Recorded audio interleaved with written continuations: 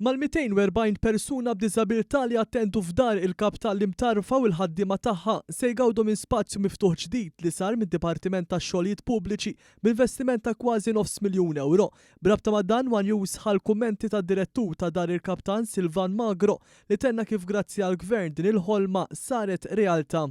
Ovvjament spazju bħal da jista' jgħin ħafna anke b'mod terapeutiku għall klijenti tagħna biex fil-ħin li jkunu qegħdin jagħmlu użu mir-respite jistgħu igawdu n-natura u l-ambjent sabiħ li għandna ġo dan il-ġnien.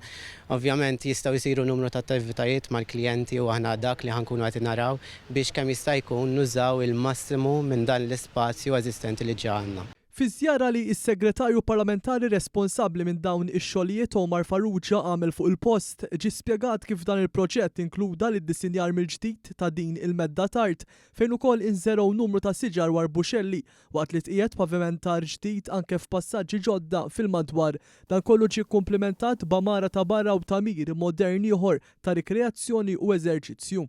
L-emozzjoni li ħassejt dal-għodu hawnhekk ġewwa dar il-kaptan ikompli mlina b'aktar kuraġġ, b'aktar entużjażmu li nkomplu nwettqu proġetti ta' spazji miftuħa fil-komunitajiet tagħna.